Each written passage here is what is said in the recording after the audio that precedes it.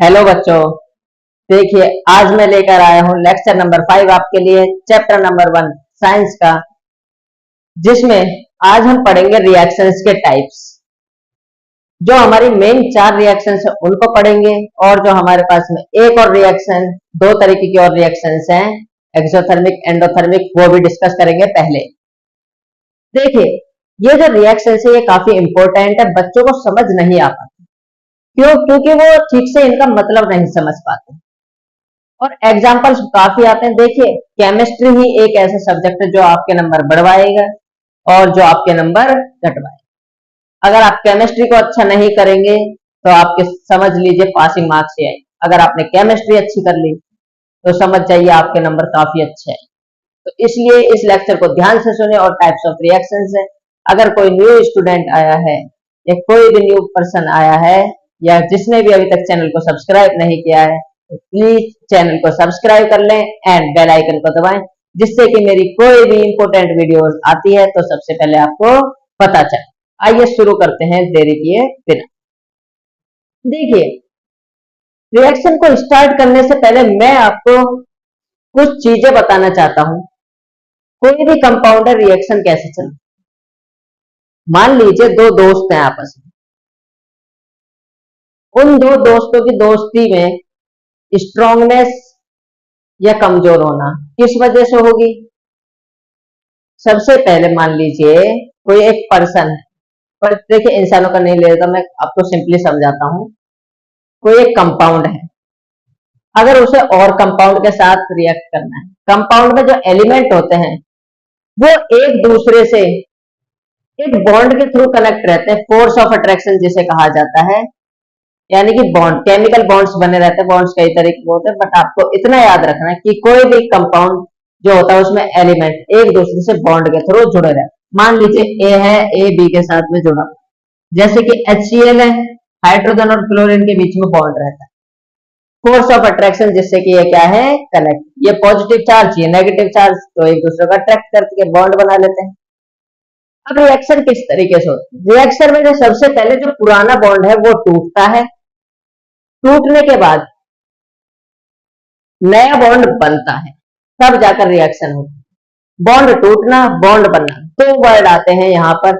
इस दोनों प्रोसेस में हीट एक में एब्जॉर्ब होती है, एक में रिलीज होती है। आपको यही चीजें समझ।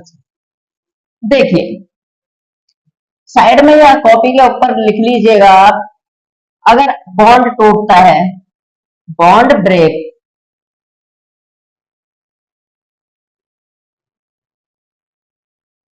ब्रेक्स, तो क्या होगा। और एक कंडीशन है जहां पर बॉन्ड क्या हो, फॉर्म्ड हो, फॉर्म्ड यानी बने, कोई नया बॉन्ड बन रहा है, तब क्या हो। देखिए, जब बॉन्ड टूटता है तो एनर्जी उस कंडीशन में एब्जॉर्ब होती है। बॉन्ड तोड़ने के लिए एनर्जी चाहिए। अब दो कंपाउंड आपस में जुड़े हो, उस बॉन्ड को तोड़ना आसान है क्या? नहीं, उसको तोड़ने के लिए हमें एनर्जी देनी। बट एक पॉजिटिव एक नेगेटिव चार्ज, बॉन्ड अगर बनाना हो तो बॉन्ड तो अपने आप बन जाएगा, और उसमें से एनर्जी क्या होती है, रिलीज होती है। तो जब बॉन्ड बनता है तो एनर्जी कहें या फिर हीट रिलीज होगी, और जब बॉन्ड टूटता है तो एनर्जी या हीट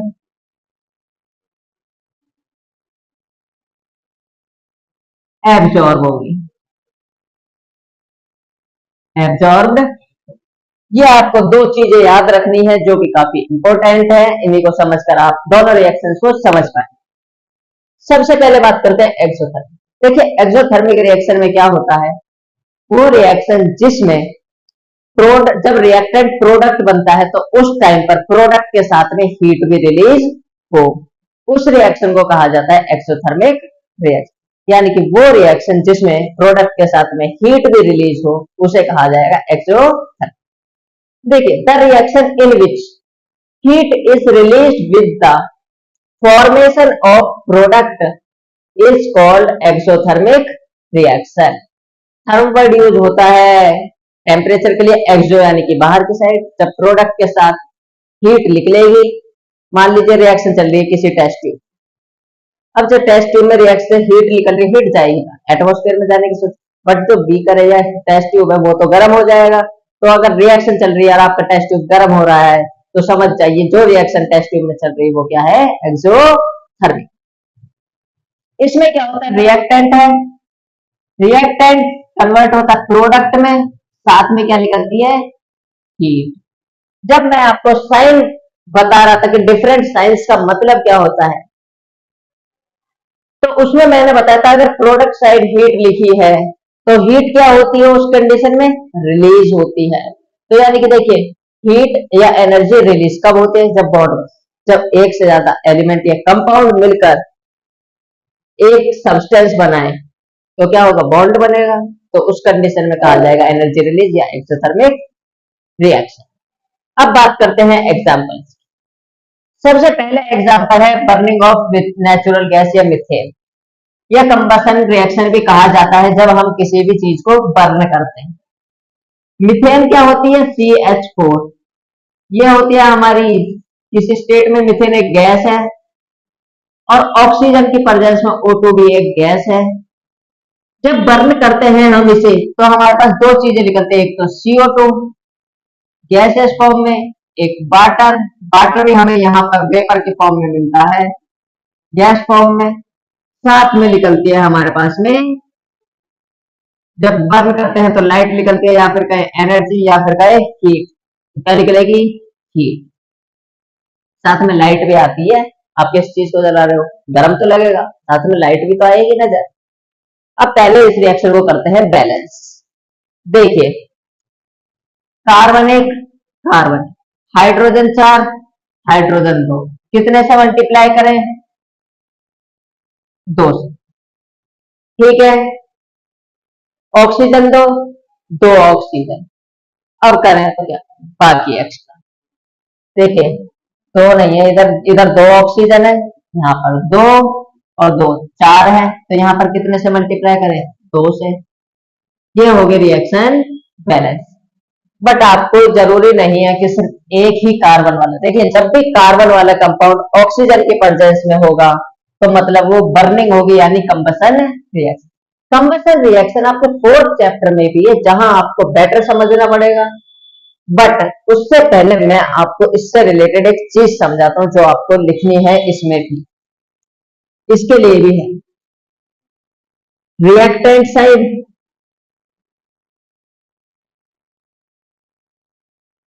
और इधर प्रोडक्ट। देखिए जब भी कंबशन रिएक्शन आ जाए, यानी जब भी कार्बन ऑक्सीजन की प्रेजेंस में हो तो यानी कि कंबशन रिएक्शन हो। रिएक्टेंट में जितने कार्बन, हिंदी में लिख लीजिएगा,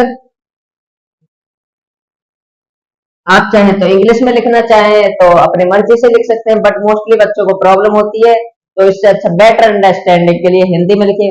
ये वैसे लिखने को नहीं आता बट रिएक्शन को बैलेंस करने में या रिएक्शन बनाने में आता है, क्योंकि कभी कभी ऐसा होता है आपको प्रोडक्ट ना देकर सिर्फ इतना दे दिया जाए तो आप कैसे बने, तो उसके लिए जितने कार्बन रिएक्टेंट में होंगे उतने ही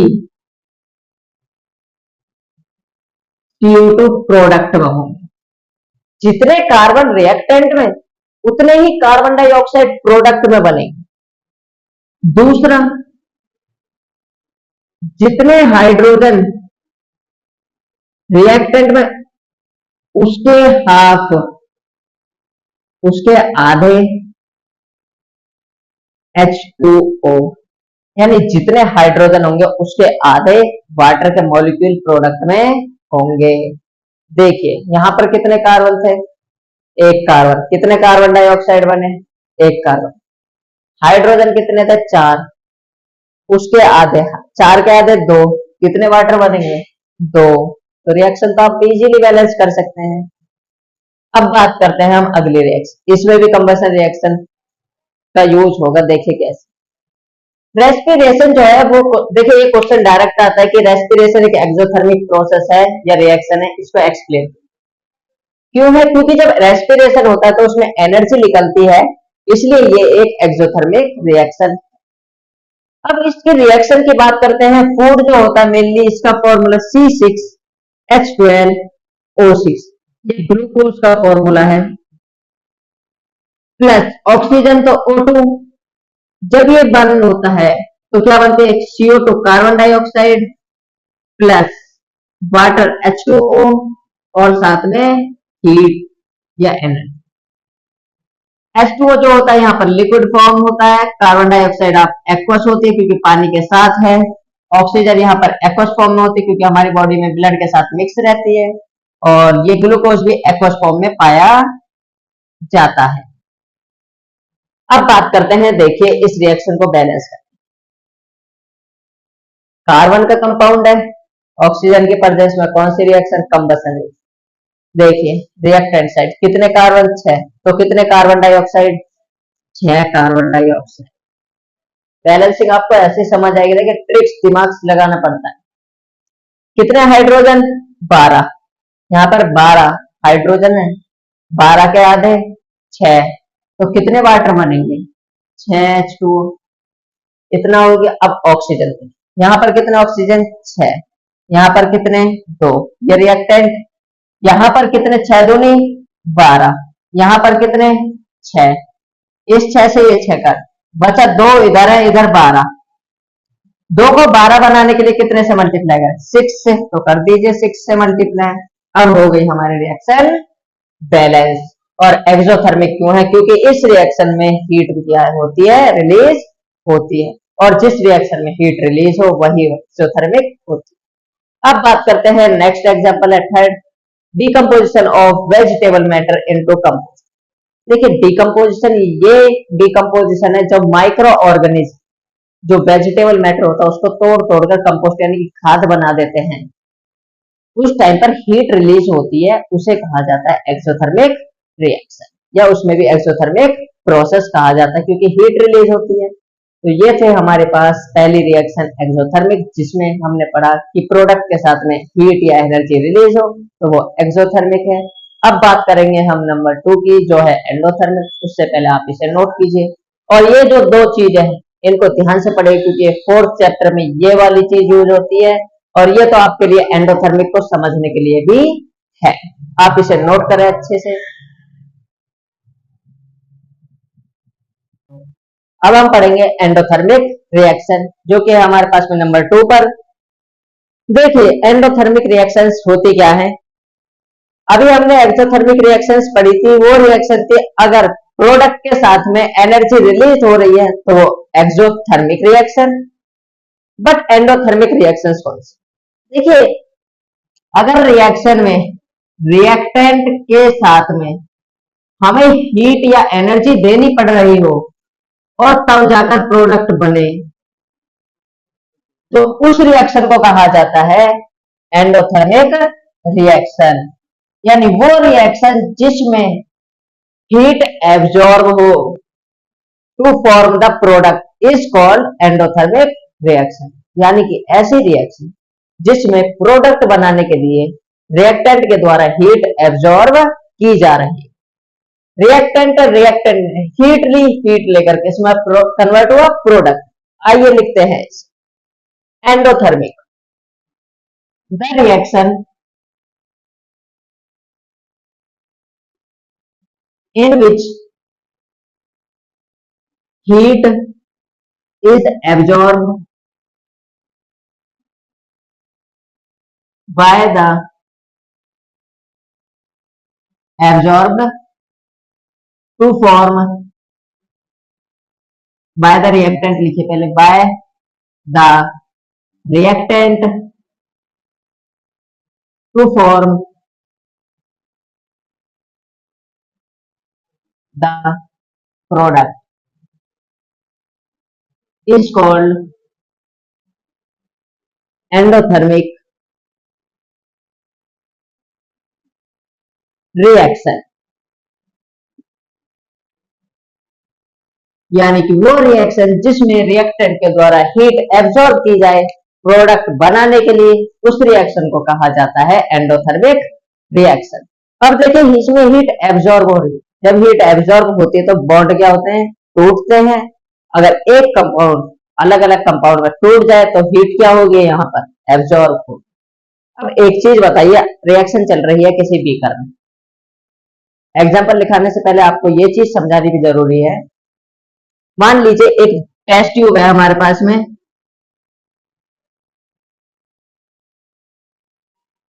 एक दूसरा टेस्ट ट्यूब है, इसमें रिएक्शन चल रही है, रिएक्शन चल रही है। इसमें क्या होता है, सबसे पहले हीट रिलीज होती है, इसमें रिलीज होती है और इसमें एब्जॉर्ब। अब एक चीज बताइए, हीट रिलीज होगी इसमें तो हीट जाएगी कहाँ? एटमॉस्फेयर में निकलने की कोशिश करेगी और इसके सरफेस से टकराएगी। तो ये जो टेस्ट ट्यूब है ये हमें टच करने पर कैसा लगेगा? गर्म लगेगा। तो एक्सोथर्मिक रिएक्शन में जो टेस्ट ट्यूब होता है वो टच करने पर कैसा लगता है? गर्म। But endothermic, heat absorb, heat absorb कहां से करेगा? क्या हम उसे हीट दे रहे हैं? नहीं, जो भी आसपास की हीट होगी उसे एब्जॉर्ब कर लेगा। अगर हीट एब्जॉर्ब हो जाएगी, आप इसे टच करेंगे, हीट तो उसने एब्जॉर्ब कर ली, तो ये कैसे लगेगा हमें? कूल लगेगा, यानी ठंडा लगेगा टच करने। तो एक्सोथर्मिक में टेस्ट ट्यूब गर्म लगता है, एंडोथर्मिक में कैसा लगता है? ठंडा। आइए एग्जाम्पल की बात करते हैं। एंडोथर्मिक का एग्जाम्पल काफी सारे हैं, बट मैं अभी आपको सिर्फ एक एग्जाम्पल लिख पाऊंगा। हमारे पास है CaCO3, सॉलिड स्टेट में होता है ये। इसको जब हम हीट करेंगे, देखिए कभी भी जरूरी नहीं है प्लस करके हीट लिखी हो, एरो के ऊपर भी हीट लिख दीजिए, उसका मतलब है रिएक्शन में इन्वॉल्व हो रहा है। और जरूरी नहीं हीट लिखा हुआ हो, आपको ये ट्रायंगल का साइन भी अगर बना हुआ मिल जाए तो समझ जाइए इसका मतलब होता है हीट। ठीक है, अब देखिए जब ये टूटता है, ये दो पार्ट्स में टूटता है, CaO calcium oxide plus CO, ये होता है हमारे पास सॉलिड और ये होता है हमारे पास गैस। अब देखिए रिएक्शन को बैलेंस करने की कोशिश करिए, एक कैल्शियम एक कैल्शियम, ऑक्सीजन एक और दो तीन, कितने ऑक्सीजन? तीन, एक कार्बन एक कार्बन, रिएक्शन बैलेंस है। अब इसमें देखिए एक कंपाउंड था, दो पार्ट में टूट गया, दो पार्ट में टूट गया तो बॉन्ड क्या हुआ उसका? टूट गया। अगर बॉन्ड टूटता है तो एनर्जी क्या होती है? एब्जॉर्ब, आपको लिखवाया था। एनर्जी एब्जॉर्ब होती है तो कौन सी रिएक्शन? Endothermic reaction. तो ये था हमारे पास कैल्शियम कार्बोनेट को जैसे ही हीट दी, ये कन्वर्ट हुआ कैल्शियम ऑक्साइड में और कार्बन डाई ऑक्साइड। ये हमारे पास एग्जाम। देखिए इस चीज को जरूर याद रखें, अगर एक कंपाउंड टूटता है तो बॉन्ड टूट रहे हैं, बॉन्ड टूटते हैं तो एनर्जी एब्जॉर्ब होती है, एनर्जी एब्जॉर्ब तो एंडोथर्मिक। जब टाइप्स ऑफ रिएक्शन कराऊंगा तब आपसे ये चीजें पूछूंगा। अब देखिए हमारे पास दो रिएक्शन थे, एक्सोथर्मिक एंडोथर्मिक, हम दोनों रिएक्शन पढ़ चुके हैं। अब बात करते हैं हम अपने चैप्टर की मेन टाइप ऑफ रिएक्शंस। तो हेडिंग डालते हैं टाइप्स ऑफ रिएक्शन।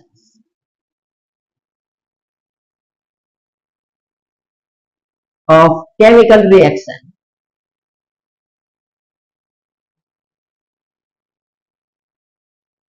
देखिए हमारे पास मेनली चार तरीके की केमिकल रिएक्शंस है। There are mainly four type of reactions.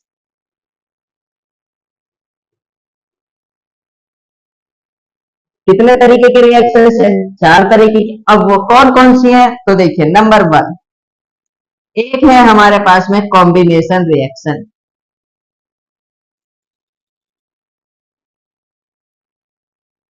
Combination reaction, इस रिएक्शन को हिंदी में संयोजन अभिक्रिया भी कहा जाता है।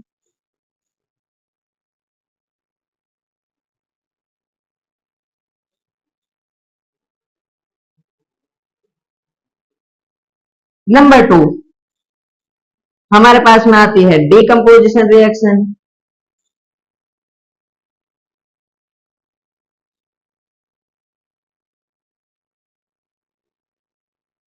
इस रिएक्शन को वियोजन अभिक्रिया कहा जाता है हिंदी में।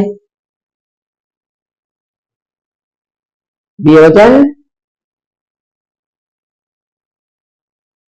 अभिक्रिया।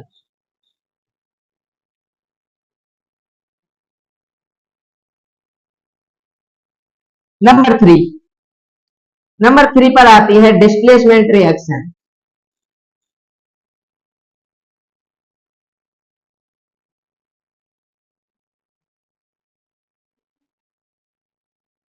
डिस्प्लेसमेंट रिएक्शन, इसे हिंदी में कहा जाता है विस्थापन अभिक्रिया।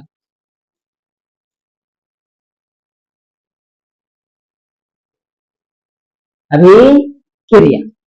और नंबर 4 आती है हमारे पास डबल डिस्प्लेसमेंट। डबल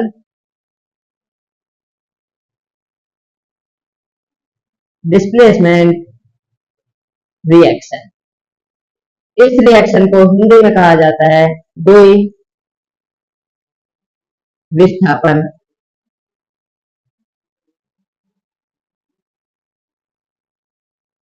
अभिक्रिया।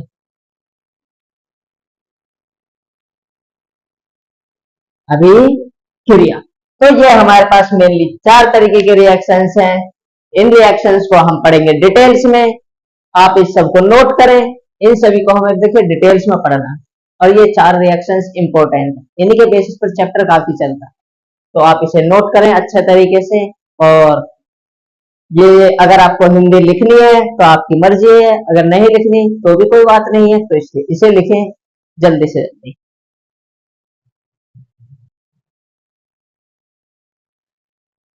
देखिए बच्चों, अब हम टाइप्स ऑफ रिएक्शंस पर आ चुके हैं, जो हमारे चैप्टर का मेन मकसद था, जो रिएक्शंस हमें पढ़ने थी, अब हम वो पढ़ेंगे।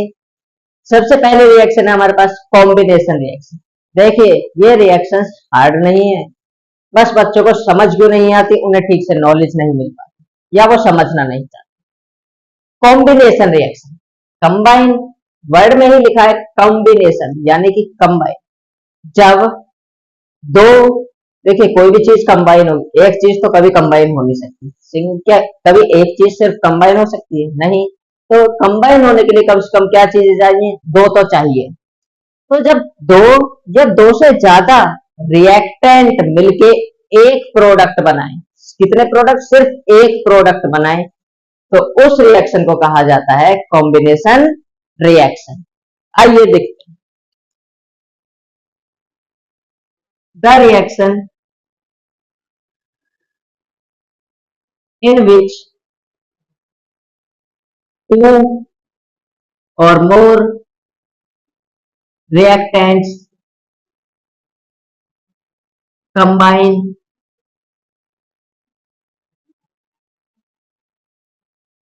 to form a single product। कितने प्रोडक्ट बनेंगे? सिर्फ एक product. To form a single product is called combination reaction, यानी कि वो रिएक्शन जिसके अंदर दो या फिर दो से ज्यादा रिएक्टेंट मिलके एक प्रोडक्ट बनाए, उस रिएक्शन को कहा जाएगा कॉम्बिनेशन रिएक्शन। अब देखिए रिएक्शंस को पहचाने कैसे। मान लीजिए एक रिएक्टेंट ए है, ये रिएक्ट करता है दूसरे रिएक्टेंट बी के साथ और कंपाउंड बनाता है यानी प्रोडक्ट बनाता है एक सी। तो ये इस रिएक्शन की सिंपल नोटेशन है। अब बात करते हैं एग्जांपल की। सबसे पहला, बर्निंग ऑफ कोल।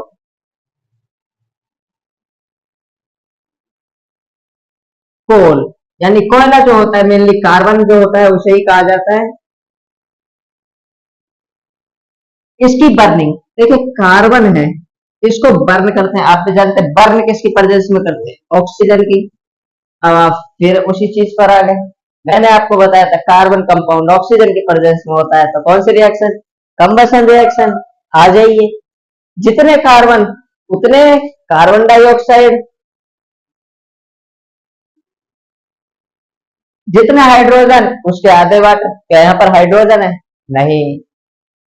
तो एक भी वाटर का मॉलिक्यूल नहीं बनेगा। बट साथ में क्या निकलती है कि अब एक चीज और आ गई, एक पहला एग्जांपल।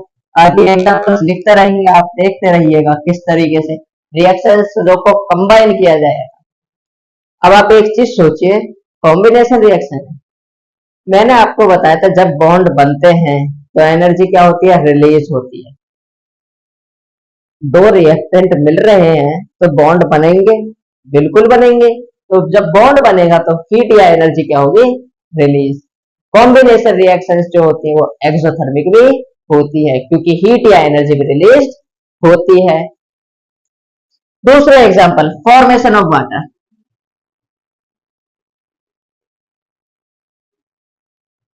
वाटर, जब वाटर फॉर्म होगा तो वाटर किससे बनता है? हाइड्रोजन प्लस ऑक्सीजन, ये दोनों होती है हमारी गैस। गैस और बनता क्या है हमारे पास में?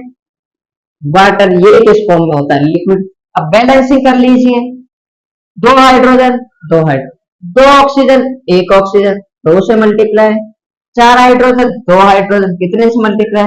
दो। अब आती है थर्ड वाली रिएक्शन जो आपके लिए है काफी इंपॉर्टेंट एग्जाम के पॉइंट ऑफ व्यू से। थर्ड रिएक्शन क्या होती है? कैल्शियम ऑक्साइड यानी क्विक लाइम। इसे क्या कहा जाता है? Quick lime. कैल्शियम ऑक्साइड को क्विक लाइम ही तो कहा जाता है। जब ये वाटर के साथ रिएक्ट करती है, ये सॉलिड फॉर्म में, ये लिक्विड फॉर्म में, जैसे ही वाटर के साथ रिएक्ट करेगी तो हमारे पास एक कंपाउंड बनता है जिसे कहते हैं कैल्शियम हाइड्रोक्साइड। और ये जो बनता है इसे क्या कहा जाता है? आप भी जानते हैं, कॉमन नेम्स में लिखवाया था, स्लैग्ड लाइम।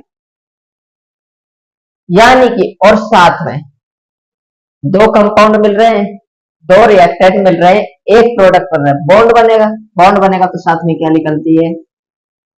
हीट। हीट निकलती है तो ये भी रिएक्शन कैसी है? एक्सोथर्मिक।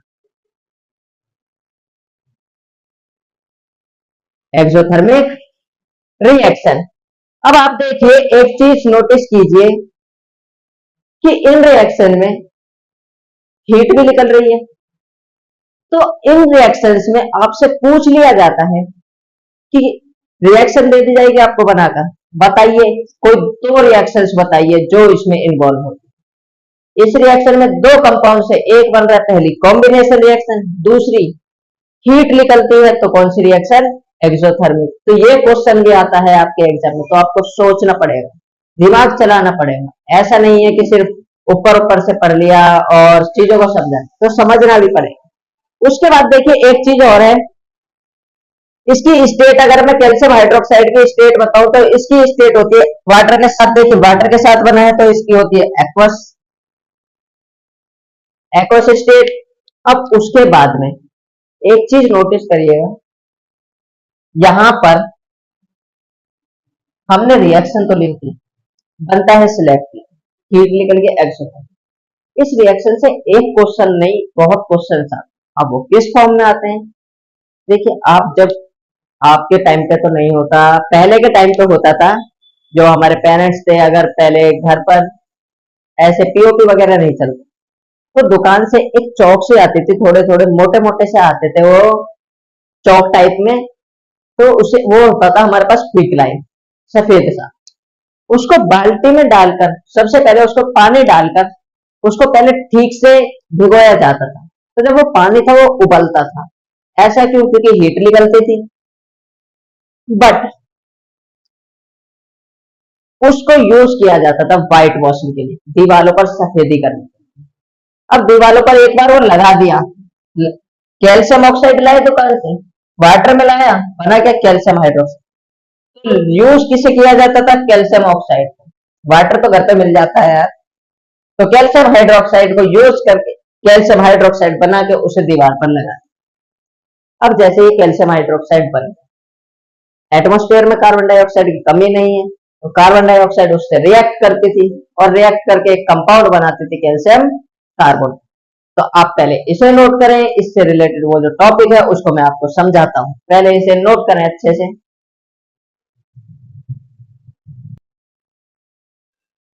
देखिए, ये रिएक्शन थी हमारे पास, लास्ट रिएक्शन अभी हमने पढ़ी थी।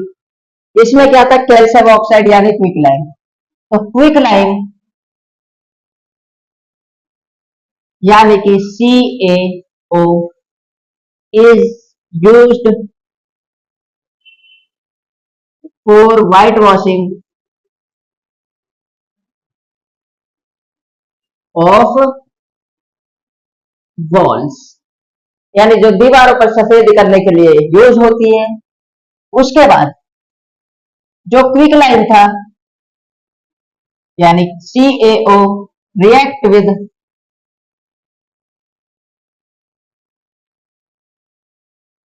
यहां पर लिख लेते हैं it react with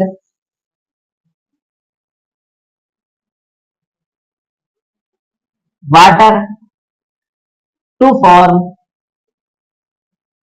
slagged lime. क्या बनाता है ये स्लैग्ड लाइम, जिसे क्या कहा जाता है CaOH2 कैल्शियम हाइड्रोक्साइड। अब देखिए कैल्शियम हाइड्रोक्साइड बना, उसके बाद जो कैल्शियम हाइड्रोक्साइड है यानी slagged lime react with carbon dioxide यानी CO2 इन एटमोस्फेयर, एटमोस्फेयर से जो कार्बन डाइऑक्साइड है उसके साथ रिएक्ट करता है to form calcium carbonate, calcium carbonate which gives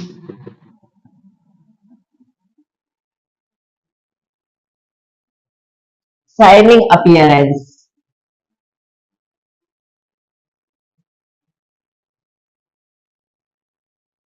shining appearance to the walls. देखिए दीवारों जो चमकती है ना वो सफेदी, वो चमकते किसकी वजह से कैल्शियम कार्बोनेट। तो क्वेश्चन आते हैं, सबसे पहला कंपाउंड बताइए जो व्हाइट वॉशिंग ऑफ वॉल्स के लिए यूज होता है। क्विक लाइम रिएक्ट करता है वाटर के साथ, क्या बनाता है स्लैग्ड लाइम, और जो स्लैग्ड लाइम है वो कार्बन डाइऑक्साइड के साथ रिएक्ट करके क्या बनाता है कैल्शियम कार्बोनेट, जो क्या करता है शाइनिंग अपीयरेंस देता है। और इस रिएक्शन में इन्वॉल्व होने वाले दो रिएक्शन कॉम्बिनेशन रिएक्शन और एक एक्सोथर्मिक रिएक्शन। अब इसकी रिएक्शन लिखते हैं जब स्लैग्ड लाइम यानी CaOH2 ये एक्वस फॉर्म में होता है, रिएक्ट करता है जब CO2 कार्बन डाइऑक्साइड तो गैसेस फॉर्म होती है, रिएक्ट करके क्या बनाता है CaCO3 कैल्शियम कार्बोनेट, ये हमारा होता है सॉलिड स्टेट में, साथ में बनता है वाटर लिक्विड। पानी सूख जाता है थोड़े टाइम बाद। अब देखिए कैल्शियम हाइड्रोक्साइड रिएक्ट किया कार्बन डाइऑक्साइड के साथ बना के कैल्शियम कार्बोनेट और वाटर, ये थी इस वाली स्टेटमेंट की रिएक्शन। बैलेंसिंग देख लीजिए, एक कैल्शियम एक कैल्शियम, कार्बन कितना एक कार्बन, हाइड्रोजन यहाँ पर देखिए दो हाइड्रोजन दो हाइड्रोजन, तीन और एक चार ऑक्सीजन, दो ऑक्सीजन और दो ऑक्सीजन चार ऑक्सीजन। तो ये था हमारे पास में कॉम्बिनेशन रिएक्शन से रिलेटेड जितनी भी रिएक्शंस थी वो हम कर चुके हैं। अगर एक्स्ट्रा में कोई एग्जाम में आ जाती है तो आप समझ सकते हैं, जब दो रिएक्टेंट या दो से ज्यादा रिएक्टेंट आपस में मिलकर एक प्रोडक्ट बनाए उस रिएक्शन को कहा जाएगा कॉम्बिनेशन रिएक्शन। हमने तीन एग्जांपल्स पढ़े और जिसमें मोस्ट इंपोर्टेंट है ये वाला, जब क्विक लाइम वाटर के साथ रिएक्ट करे तो क्या बनाता है स्लैग्ड लाइम, साथ में हीट निकलती है तो इसलिए ये एक्सोथर्मिक रिएक्शन भी है, जिसमें ये व्हाइट वॉशिंग के लिए यूज होता है। और जो कैल्शियम हाइड्रोक्साइड है CO2 के साथ रिएक्ट करके कैल्शियम कार्बोनेट बनाता है जो कि शाइनिंग अपीयरेंस देता है। आप इसको नोट करें। इसके बाद हम पढ़ेंगे रिएक्शन नंबर 2 यानी कि डिकम्पोजिशन रिएक्शन।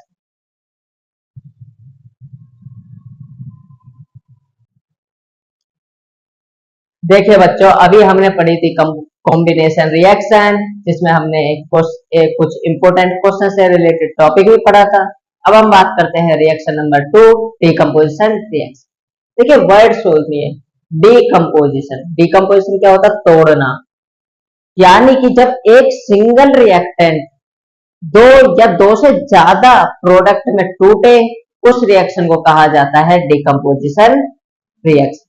यानी कि वो रिएक्शन जिसमें एक सिंगल रिएक्टेंट दो या फिर दो से ज्यादा प्रोडक्ट में टूट जाए उसे कहा जाएगा डिकम्पोजिशन रिएक्शन। आइए लिखते हैं the reaction in which a single reactant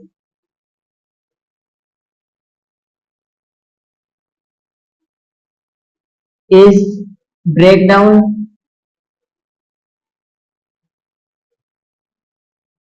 into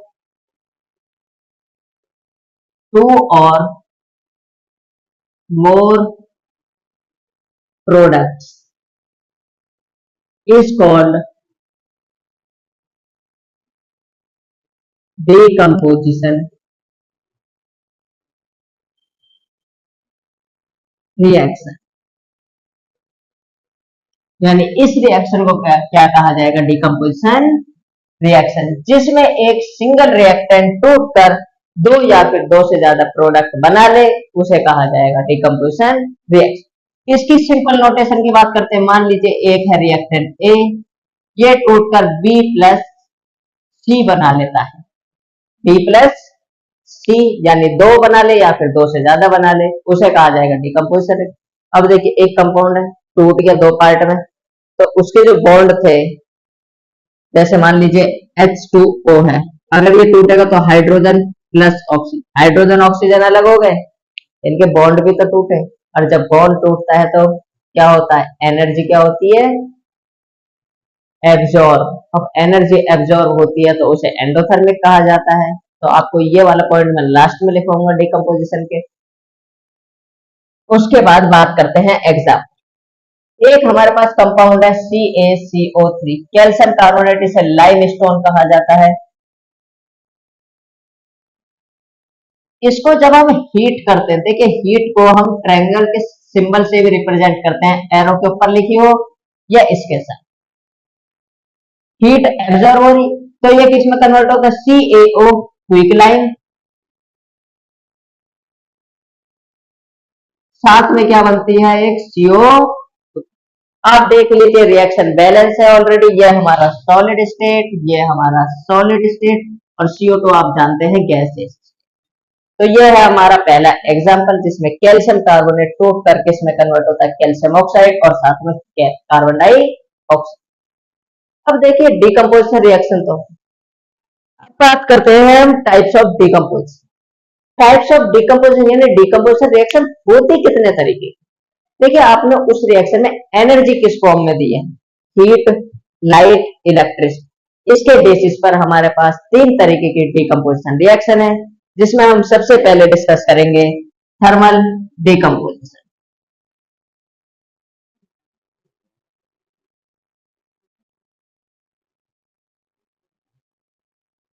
जी देखिए, थर्म मतलब थर्मामीटर सुना है? थर्म किस लिए होता है? टेम्परेचर, टेम्परेचर रिलेटेड, टेम्परेचर यानी कि हीट। तो वो रिएक्शन जिसमें डिकम्पोजिशन हीट की प्रेजेंस में हो, उसे कहा जाएगा thermal decomposition. when decomposition reaction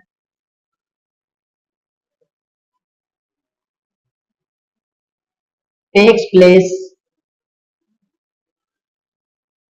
in presence of heat, then the reaction is called, then it is called, ज्यादा लंबी ना करते हुए, it is called thermal decomposition। यानी कि जब हमारी डिकम्पोजिशन रिएक्शन हीट की प्रेजेंस में हो, उसे ही कहा जाएगा थर्मल डिकम्पोजिशन। अब बात करते हैं इसके एग्जाम्पल की। सबसे पहला एग्जाम्पल आता है इसके अंदर लीड नाइट्रेट का, आपकी बुक में एक्टिविटी भी है। तो सबसे पहले है हमारे पास में PbNO3, इसका ट्वाइस, इसे कहा जाता है लीड नाइट्रेट। देखिए जो इसका लीड नाइट्रेट होता है, इसका कलर होता है व्हाइट, व्हाइट कलर का कंपाउंड होता है लीड नाइट्रेट। जब ये हीट दी जाती है, इसे टेम्परेचर दिया जाता है या गर्म की जाती है, तो ये कन्वर्ट होता है लीड ऑक्साइड में, यानी PbO, लीड ऑक्साइड। साथ में बनता है हमारे पास एक गैस बनती है NO2 गैस और ऑक्सीजन गैस। ये PbO होता है सॉलिड, ये भी होता है हमारे पास सॉलिड। बट यहाँ पर एक खास बात है, ये जो हमारे इस रिएक्शन होती है, जब ये रिएक्शन होती है तो इसमें से ब्राउन कलर की फ्यूम्स निकलती है, ब्राउन कलर की गैस निकलती है। अब वो होता किसकी वजह से है, तो वो होती है NO2 गैस। तो इसका जो कलर होता है brown colour, brown colour gas. तो आपसे क्वेश्चन पूछ लिया जाता है इस रिएक्शन में ब्राउन कलर किस गैस की वजह से आया या किसकी वजह से आया, तो आपको बताना पड़ेगा NO2 गैस। अब इसको बैलेंस करते हैं। देखिए सिंपली बैलेंस, कितने नाइट्रोजन है, 2 से मल्टीप्लाई है 2 नाइट्रोजन। यहां पर कितना, 1, कितने से मल्टीप्लाई करें, इतना हो गया। उसके बाद में और क्या करें, देखिए सिंपली अगर हम देखें तो कितने ऑक्सीजन है यहाँ पर, 2 या 6।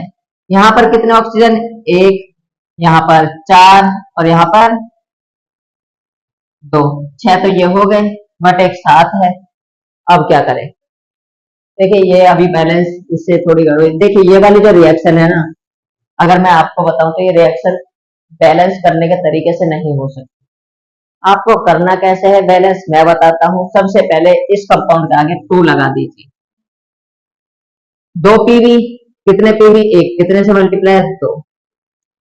नाइट्रोजन कितने हो गए, देखिए 2 दूनी 4, 4 नाइट्रोजन, 1 नाइट्रोजन, कितने से मल्टीप्लाई, 4। अब ऑक्सीजन देखिए, 2 तिया 6, 6 दूनी 12, यहाँ पर 2 ऑक्सीजन, 4 दूनी 8 और 2 10। ये कितने हो गए, 10 और 2 12। ऑक्सीजन भी बैलेंस। तो आप इसको इस तरीके से बैलेंस कर सकते हैं। पहले यहाँ पर 2 लगा दीजिए, उसके बाद दूसरे एग्जाम्पल की बात करें तो दूसरा एग्जाम्पल आपके पास यही है, जो एग्जाम्पल मैंने लिखा है CaCO3। जब इसको हीट करते हैं तो CaO बनता है, साथ में CO2 गैस। ये हमारे पास सॉलिड और ये सॉलिड, इसे लाइमस्टोन कहा जाएगा और इसे कहा जाएगा क्विक लाइम। उसके बाद एक तीसरा भी एग्जाम्पल है जिसमें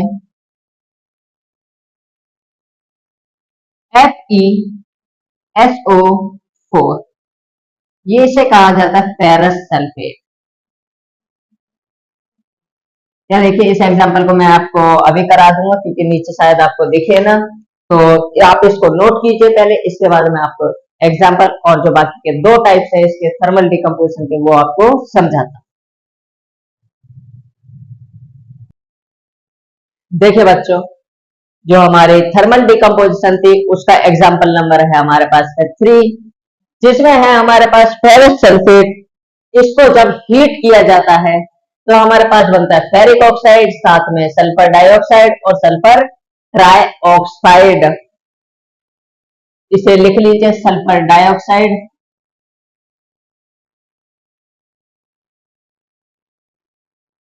और यह है हमारे पास सल्फर ट्राइऑक्साइड ऑक्साइड। अब देखिए ये जो फेरिक ऑक्साइड होता है ये रेडिश ब्राउन कलर का होता है और जो फेरस सल्फेट होता है उसका कलर ग्रीन होता है। आपको कलर याद करने पड़ेंगे क्योंकि कलर्स भी इंपॉर्टेंट है। देखिए ये हो गया सबसे पहले। अब क्या किया जाए, बैलेंसिंग देखते हैं। 2 आयरन 1 आयरन, कितने से मल्टीप्लाई, कितने सल्फर 2, 1 और 1 2, कितने ऑक्सीजन 8, 3 2 5 और 3 रिएक्शन बैलेंस है। एग्जाम्पल होते हैं हमारे खत्म थर्मल डिकम्पोजिशन। अब हम बात करते हैं डिकम्पोजिशन के टाइप नंबर 2 पर, जो है हमारे पास फोटोलिटिक डिकम्पोजिशन। देखिए जब डिकम्पोजिशन, फोटो मीन्स लाइट, जब हमारी डिकम्पोजिशन रिएक्शन लाइट की प्रेजेंस में हो उसे कहा जाएगा फोटोलिटिक डिकम्पोजिशन। देखिए लाइट जो मेनली होती है यहाँ पर सनलाइट होती है। तो when decomposition reaction takes place in presence of sunlight then it is called photolytic decomposition. देखिए रिएक्ट, ये स्टेटमेंट हार्ड नहीं है, आपको सिर्फ समझना है अच्छे तरीके से। बात करते हैं एग्जाम्पल। हमारे पास पहला एग्जाम्पल आता है AgCl, सिल्वर क्लोराइड। आप देखिए नाम का आप पढ़ लेंगे, नाम लिखने की जरूरत नहीं है। ये होता है हमारे पास व्हाइट, जब इसके ऊपर सनलाइट पड़ती है, देखिए सनलाइट जब भी पड़ती है, सनलाइट को मेनली एच म्यू से भी लिख दिया जाता है। म्यू आप जानते हैं फ्रीक्वेंसी होती है, 9th क्लास में आप पढ़ कर आए होंगे साउंड वाले चैप्टर में। एजीसीएल ये व्हाइट कलर का होता है, ये टूट जाता है एजी में, यानी सिल्वर प्लस में क्लोरीन गैस। ये गैस, ये सॉलिड और ये सॉलिड। ये जो सिल्वर होता है इसका कलर हो जाता है ग्रे।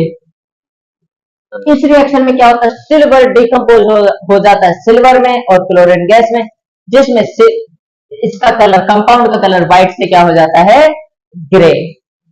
अब बात करते हैं इसकी बैलेंसिंग की। कितने क्लोरीन, दो, यहाँ पर एक, कितने से मल्टीप्लाई, दो, कितने सिल्वर, दो, कितने सिल्वर, एक, कितने से मल्टीप्लाई करें। एग्जाम्पल नंबर बात करते हैं 2, AgBr, इसे सिल्वर ब्रोमाइड कहा जाता है। ऐसी ही रिएक्शन है और इसका कलर जो होता है वो पेल येलो होता है, येलो कलर होता है। जब इस पर सनलाइट पड़ती है तो ये टूटता है दो कंपाउंड्स में, एक होता है हमारे पास Ag सॉलिड और एक होती है हमारे पास ब्रोमीन। ये देखिए ब्रोमीन लिक्विड फॉर्म में होता है, मैंने आपको बताया था स्टार्टिंग में। और रिएक्शन की बैलेंसिंग की बात करें तो दो ब्रोमीन एक ब्रोमीन, दो से मल्टीप्लाई, दो सिल्वर एक सिल्वर, दो से मल्टीप्लाई। बैलेंसिंग आप इजीएस्ट तरीके से कर सकते। देखिए ये दोनों रिएक्शंस आसान और ये आती नहीं है, बट यहाँ पर एक बहुत इंपॉर्टेंट चीज है इन दो reactions, the above two reactions. ये जो ऊपर की दोनों रिएक्शन है ना, ये यूज की जाती है black and white photography. Black and white photography में यूज की जाती है, are used in black and white photography. तो आपसे क्वेश्चन पूछ लिया जाता है कौन सी रिएक्शन है जो ब्लैक एंड व्हाइट फोटोग्राफी में यूज की जाती है। ठीक है, तो ये दो रिएक्शन हमारे पास जो ब्लैक एंड व्हाइट फोटोग्राफी में यूज की जाती है, और यहाँ पर भी कलर क्या हो जाएगा, ग्रे। ये थी हमारी रिएक्शन नंबर 2, फोटोलिटिक डिकम्पोजिशन। अब बात करते हैं इसके थर्ड टाइप की, जो है हमारे पास इलेक्ट्रोलिटिक डिकम्पोज। देखिए इलेक्ट्रोलिटिक, इलेक्ट्रो मीन्स इलेक्ट्रिसिटी, जब डिकम्पोजिशन रिएक्शन इलेक्ट्रिसिटी की प्रेजेंस में हो उसे कहा जाएगा electrolytic decomposition. When decomposition reaction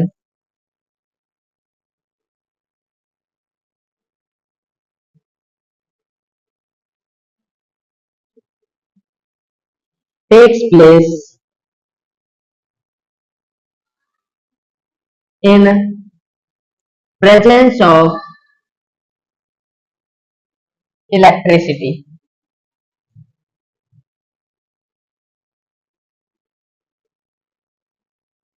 then it is called electrolytic decomposition।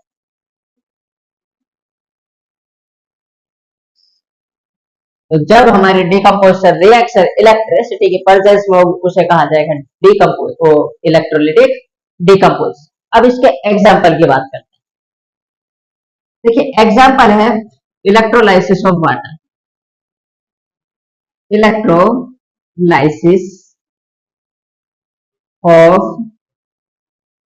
Water, हमारे पास है H2O लिक्विड फॉर्म।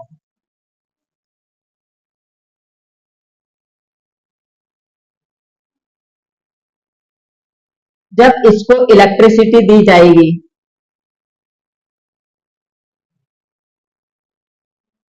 तो ये कन्वर्ट होगा किस किस में, एक हाइड्रोजन गैस और एक ऑक्सीजन गैस।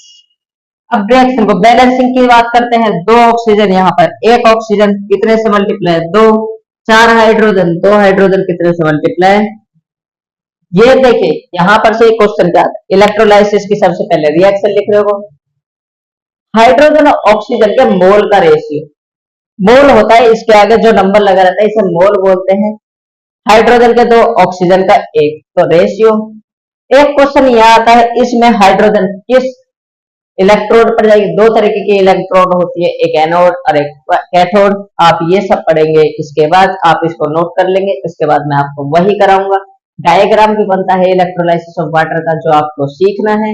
एंड इसको नोट कीजिए अच्छे से, अभी तक आपको अच्छे से समझ आ रहा होगा। एंड वीडियो को लाइक करते रहिए, जल्दी से नोट कीजिए। हेलो बच्चों, देखिए अभी हम पढ़ रहे थे इलेक्ट्रोलाइसिस ऑफ वाटर, जिसमें हमने समझा था वाटर को जब तोड़ा जाता है तो ऑक्सीजन और हाइड्रोजन गैस बनती है। उसमें से क्वेश्चंस आते हैं किस तरीके से, उसे बाद में डिस्कस करेंगे। पहले डायग्राम को देखते हैं। हमारे पास डायग्राम है, ये एक प्लास्टिक का मग है जिसमें हमने दो ये टेस्ट ट्यूब्स लगा रखे हैं। ये टेस्ट ट्यूब्स है,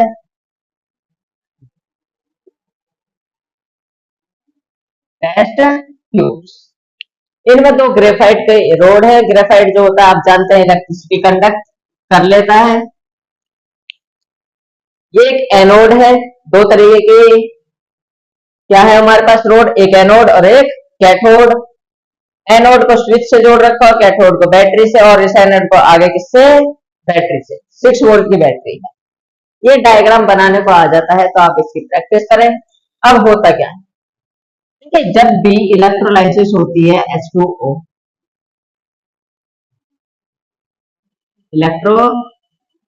इलेक्ट्रिसिटी की प्रेजेंस में एक हाइड्रोजन गैस बनती है और एक ऑक्सीजन गैस। अब इनको बैलेंस करेंगे, दो ऑक्सीजन दो यहां पर मल्टीप्लाई, 4 हाइड्रोजन, 2 हाइड्रोजन, 2 यहां। सबसे पहला क्वेश्चन आता है कि हाइड्रोजन और ऑक्सीजन के मोल्स का रेशियो क्या होता है। तो देखिए, in electrolysis of water the ratio of moles of hydrogen and oxygen is, ratio कितना है, 2 हाइड्रोजन और 1 ऑक्सीजन, तो रेशियो क्या आ जाएगा, 2:1। ये देखिए, ये हमारे पास काफी इंपॉर्टेंट है।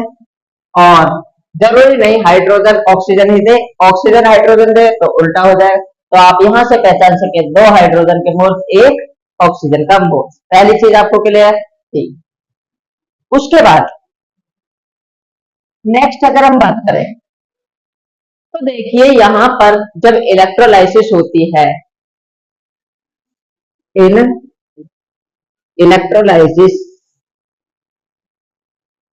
ऑफ वाटर, हाइड्रोजन गैस कहां पर मिलती है हमें, कैथोड वाली रोड पर। कौन सी रोड पर, कैथोड। तो हाइड्रोजन कहां पर मिलती है, hydrogen is obtained at cathode while oxygen is obtained at anode. Anode यानी कि देखिए यहां पर जो ऑक्सीजन है वो किस पर मिलती है, एनोड पर, और हाइड्रोजन किस पर मिलती है, कैथोड पर। ये क्वेश्चन भी आता है कि हाइड्रोजन कहां, कौन से उस पर रोड पर मिलती है और ऑक्सीजन किस पर मिलती है, तो ऑक्सीजन एनोड पर और हाइड्रोजन कैथोड पर। अब बात करते हैं, देखिए एनोड और कैथोड के बारे में।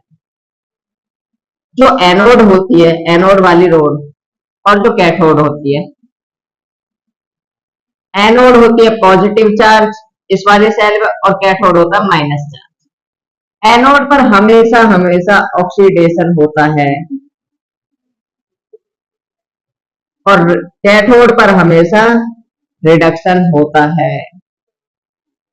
मैं आपको ये ऑक्सीडेशन और रिडक्शन अगले लेक्चर में बताऊंगा, उससे पहले थोड़ा सा शॉर्ट में आपको समझा देता हूं।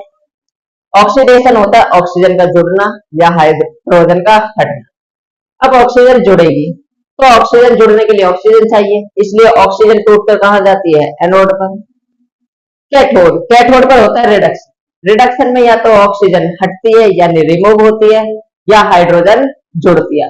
अब हाइड्रोजन जुड़ने के लिए हाइड्रोजन चाहिए, तो हाइड्रोजन कहां जाती है? कैथोड पर। इतनी बात सिंपल, इतना हो गया। उसके बाद डिकम्पोजिशन से रिलेटेड एक लास्ट लाइन है हमारे लिए, डिकम्पोजिशन रिएक्शन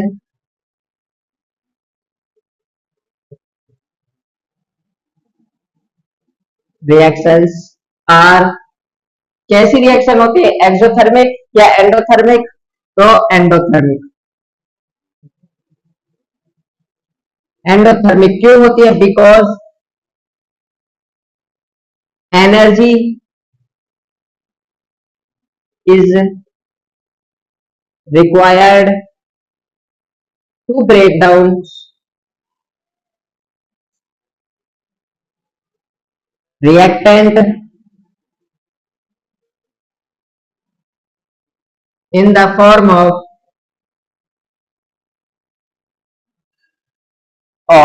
किन तीन फॉर्म में हमें एनर्जी यूज करनी पड़ती थी ब्रेकडाउन उसको रिएक्टेंट को तोड़ने के लिए?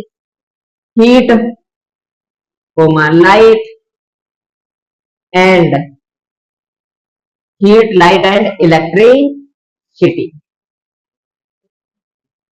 इलेक्ट्रिक यानी जिस रिएक्शन में एनर्जी आप यूज कर रहे हो या फिर रिएक्टेंट को तोड़ने के लिए एनर्जी चाहिए, वो रिएक्शन कौन सी होती है? एंडोथर्मिक, क्योंकि एनर्जी तो एब्जॉर्ब हो रही है। अब किस फॉर्म में हो रही है? Heat, light, electricity. इसलिए डिकम्पोजिशन रिएक्शंस क्या होती है हमारी?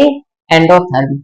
देखिए एक कंफ्यूजन मत डाल लीजिएगा, ये डिकम्पोजिशन रिएक्शन है तो ये एंडोथर्मिक है, पर जो डिकम्पोजिशन होता है वेजिटेबल मैटर वाला, जो वो डिकम्पोजर्स करते हैं, वो हमारी एक्सोथर्मिक है। तो इन दोनों के बीच में डिफरेंस याद रखेगा, जो वो वाला डिकम्पोजिशन है जो माइक्रो ऑर्गेनिज्म के द्वारा होता है वो एक्सोथर्मिक, और ये डिकम्पोजिशन रिएक्शन क्या है हमारी? एंडोथर्मिक। हमारे डिकम्पोजिशन रिएक्शन होती है खत्म, इसके बाद हम करेंगे डिस्प्लेसमेंट रिएक्शन, आप इसे नोट करें।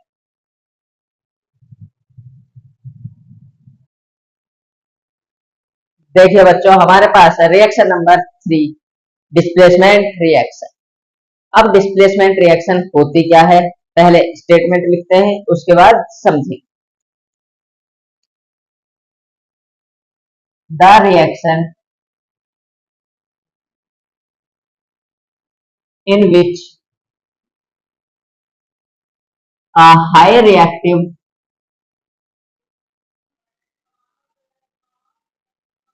element displaced a less reactive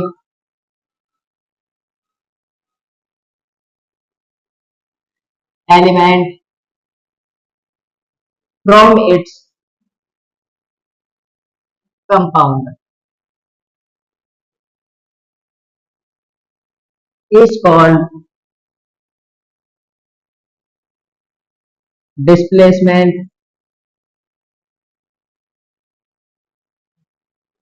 reaction।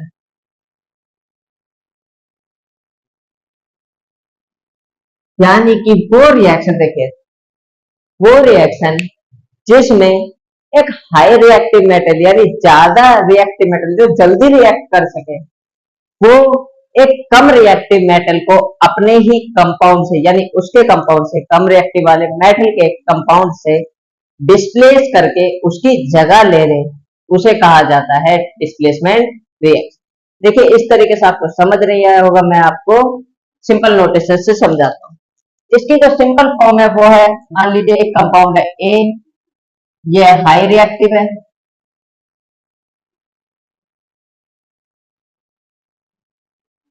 अगर ये रिएक्ट करता है दूसरे कंपाउंड बी सी के साथ, जहां पर बी हमारा क्या है? लेस रिएक्टिव, इसको डिस्प्लेस कर देगा और इसकी जगह ले लेगा, तो हमारे पास कंपाउंड बनेगा ए सी प्लस बी, जहां पर बी हमारा क्या है? Less reactive.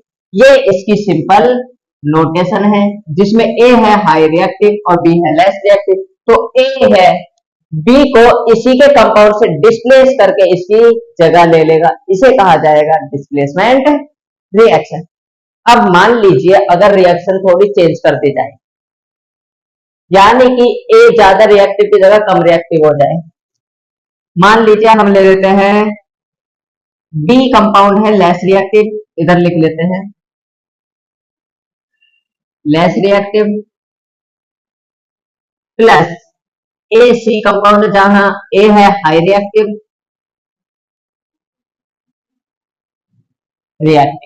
बी अगर लेस रिएक्टिव हुआ और ए हाई रिएक्टिव हुआ तो बी जो होगा इसके साथ रिएक्शन ही नहीं कर पाएगा, तो इसका आंसर आएगा no reaction.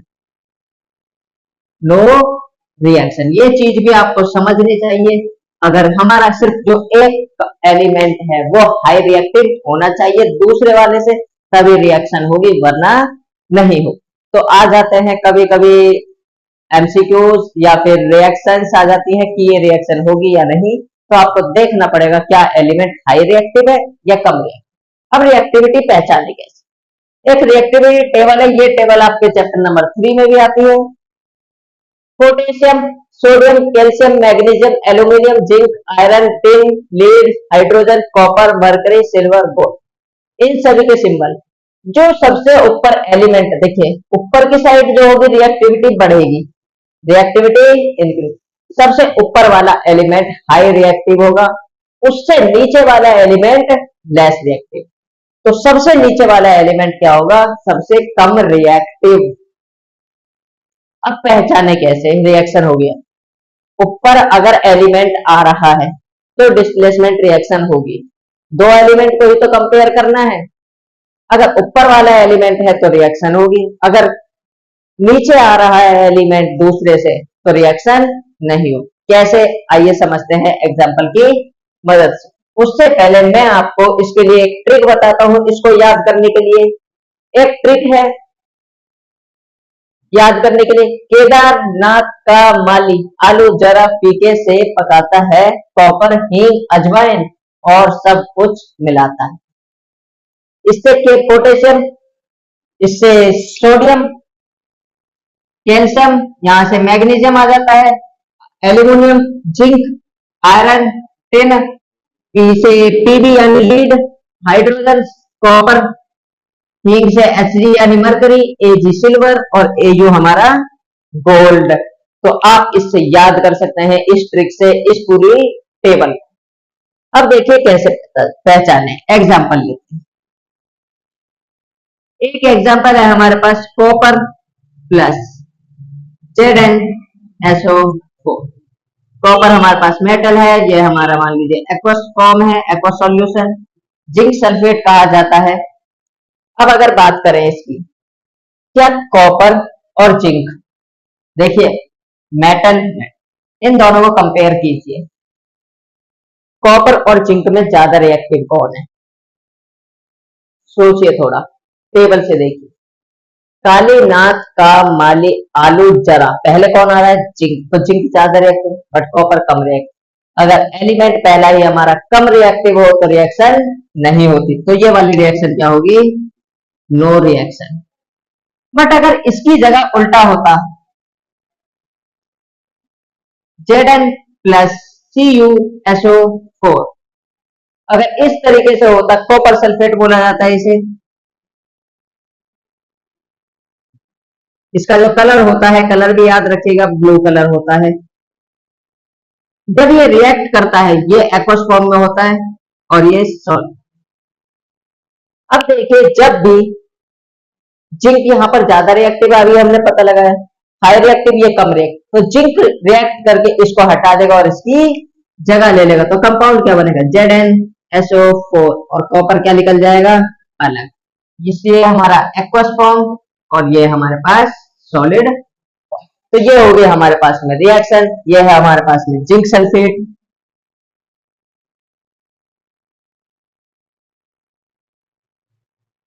Zinc sulphate, copper. देखिए कॉपर का जो कलर होता है आप भी जानते हैं, ब्राउन कलर का होता है, तो ये भी चीज याद रखिए, कलर जिस चीज का लिखवा रहा हूं वो कलर आपको याद होने चाहिए।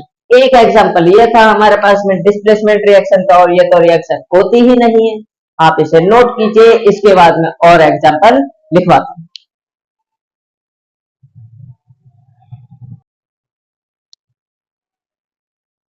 देखिए बच्चों, अभी हमने डिस्प्लेसमेंट रिएक्शन का एक एग्जांपल पढ़ा था।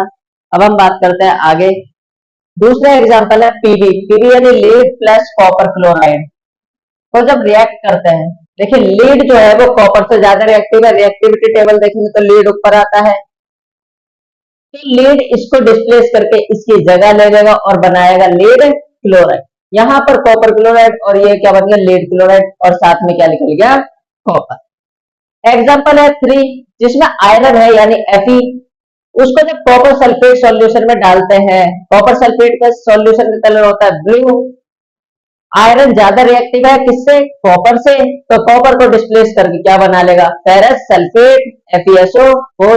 इसका कलर होता है ग्रीन, और साथ में कॉपर क्या निकल जाएगा, अलग डिस्प्लेस होगा।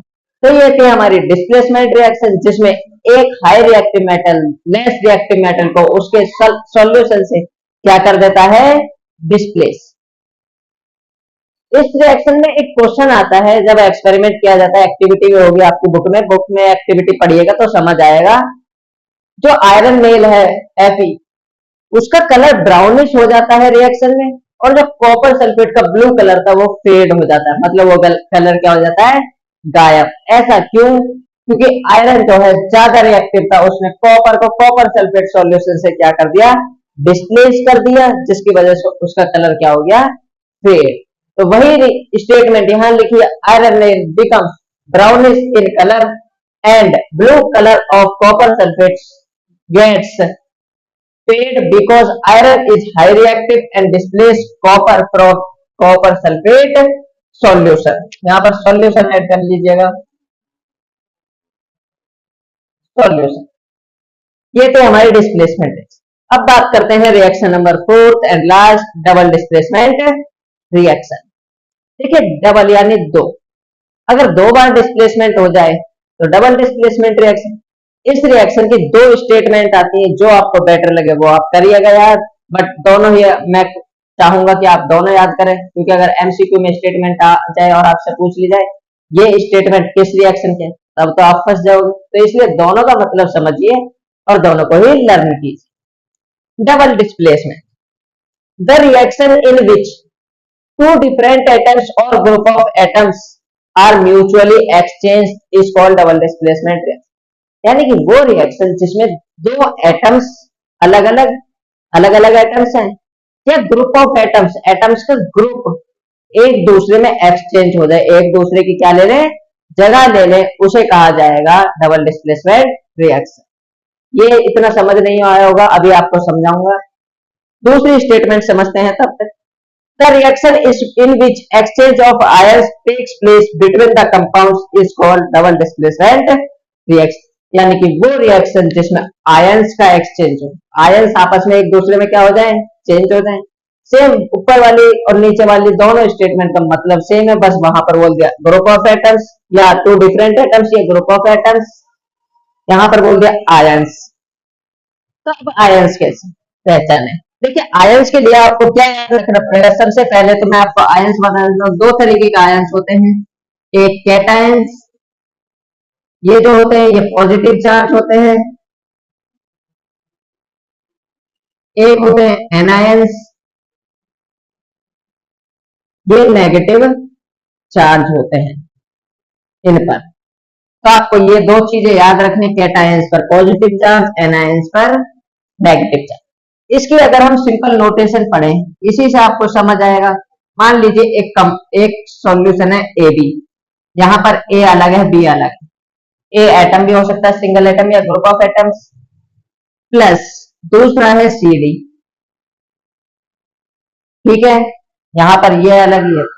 मैंने बताया था कंपाउंड में पहले वाला पॉजिटिव चार्ज होता है यानी कैटायन, दूसरा एनायन, दोनों आयंस ही तो है।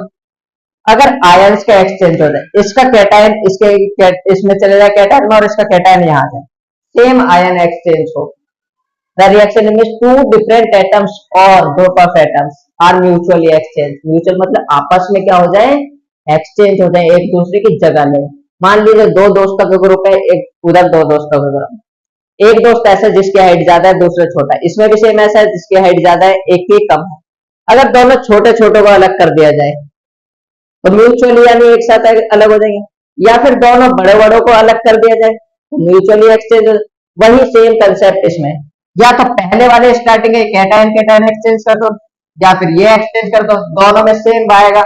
देखिए पहले अगर एक्सचेंज करते हैं ए की जगह पर सी और सी की जगह पर ए, तो यहाँ पर क्या बनेगा, सी डी प्लस में ए डी।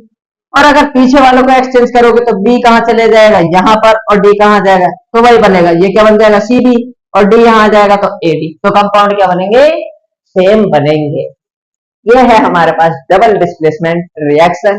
इसके एग्जाम्पल अभी हम डिस्कस करेंगे, और इससे रिलेटेड एक रिएक्शन है प्रेसिपिटेशन रिएक्शन, वो भी हम इसी में डिस्कस करेंगे। आप इसको नोट कीजिए पहले अच्छे तरीके से। देखिए बच्चों, डबल डिस्प्लेसमेंट रिएक्शन का एग्जाम्पल है हमारे पास, सोडियम सल्फेट के साथ में जब बेरियम क्लोराइड को मिक्स किया जाता है तो बनता है हमारे पास sodium chloride plus barium sulphate. अब इनके सिंबल्स आप लिख सकते हैं, सोडियम सल्फेट बेरियम क्लोराइड। हमें सिर्फ बात क्या करनी है, बैलेंसिंग की। पहले देखिए कितने सोडियम, दो, यहाँ पर कितना, एक, कितने से मल्टीप्लाई करें, दो। सल्फेट पूरा एक, सल्फेट पूरा एक, क्लोरीन कितने, दो, क्लोरीन कितने, दो, बेरियम एक, बेरियम। ये है हमारा डबल डिस्प्लेसमेंट रिएक्शन का एग्जांपल। किस तरीके से, देखिए सोडियम ने सिर्फ बेरियम की ही तो जगह ली है, चेक कर सकते हैं, क्लोरीन के साथ सोडियम आ गया और सल्फेट के साथ बेरियम आ गया, तो यहाँ पर आयंस का क्या हुआ है, एक्सचेंज। तो ये क्या है, डबल डिस्प्लेसमेंट रिएक्शन। अब बात करते हैं, देखो इस रिएक्शन के बारे में एक खास बात है। इस रिएक्शन में जो बेरियम सल्फेट बनता है, ये व्हाइट कलर का प्रेसिपिटेट बनता है, व्हाइट पीपीटी। पीपीटी का मतलब होता है प्रेसिपिटेट। तो ये बहुत इंपॉर्टेंट है, इस रिएक्शन में एक व्हाइट कलर का प्रेसिपिटेट बनता है। अब प्रेसिपिटेट क्या होता है, इसे पढ़ते हैं।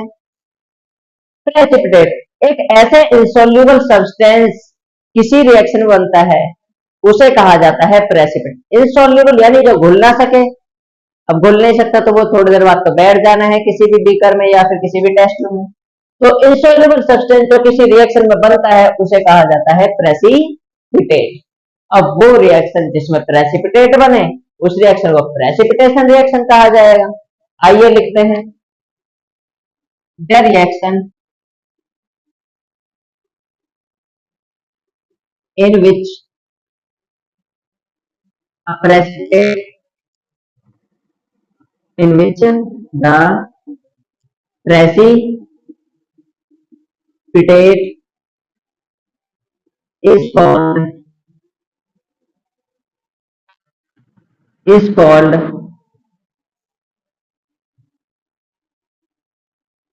precipitation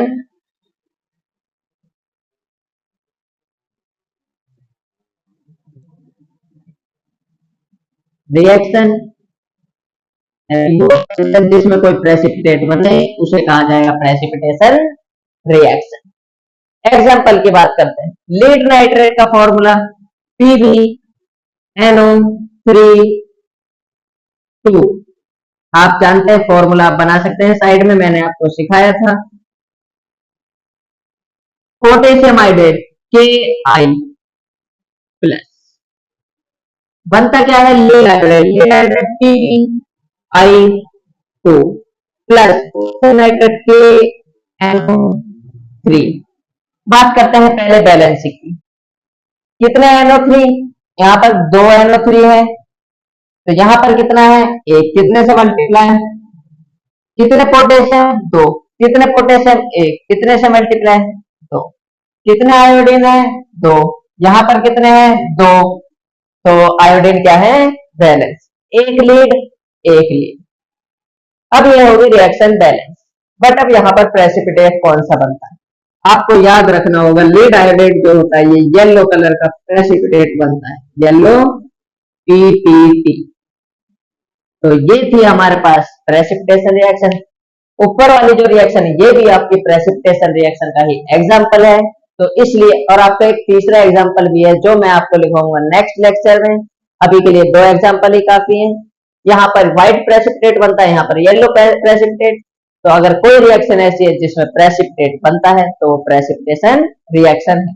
आपसे क्वेश्चन कैसा पूछा जाए, आपको या तो ये रिएक्शन दे दी जाएगी, आपसे पूछा और कोई दो रिएक्शन इन्वॉल्व होने वाली, एक तो प्रेसिपिटेशन रिएक्शन, दूसरी आप देख लीजिए पोटेशियम की जगह लीड ने ले ली है, तो कैसे ये डबल डिस्प्लेसमेंट भी है।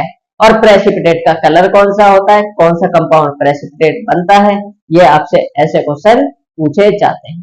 तो हमारे टाइप्स ऑफ रिएक्शंस होते हैं खत्म।